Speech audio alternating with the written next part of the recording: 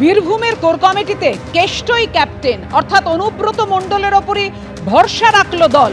তেহার থেকে ফেরার পর অনুব্রত মণ্ডল থাকবেন কিনা যে জল্পনা তৈরি হয়েছিল, অবশেষে সেই জল্পনার অবসান। কেষ্টই ক্যাপ্টেন বীরভূমের কোর কমিটিতে, অনুব্রত মণ্ডলের নেতৃত্বেই চলবে বীরভূমের কোর কমিটি। কথা বলবো, আমাদের সঙ্গে রয়েছেন আমাদের প্রতিনিধি ভাস্কর মুখোপাধ্যায়। ভাস্কর, কিছুদিন আগে একেবারে সম্প্রতি ঘনিষ্ঠ মহলে বার্তা দিয়েছিলেন অভিষেক বন্দ্যোপাধ্যায় বীরভূমে কোর কমিটি রাখা উচিত। সেই কোর কমিটিতে ক্যাপ্টেন হচ্ছেন অনুব্রত মণ্ডল, যে অনুব্রত মণ্ডলের পর বরাবর আস্থা রেখেছিলেন মমতা বন্দ্যোপাধ্যায়।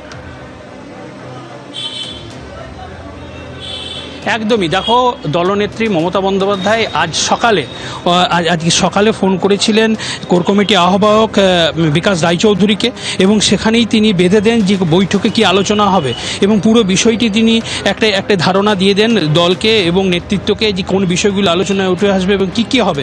এবং সেই নির্দেশের পরই যখন আজকে বৈঠক শুরু হয়, বৈঠকে যে সিদ্ধান্ত হয়েছে যে অনুব্রত মণ্ডলের নেতৃত্বেই কোর কমিটি চলবে, এবং এই সিদ্ধান্ত মানে যে 6 জন ছিল কোর কমিটির সদস্য তারা সবাই নিয়েছেন।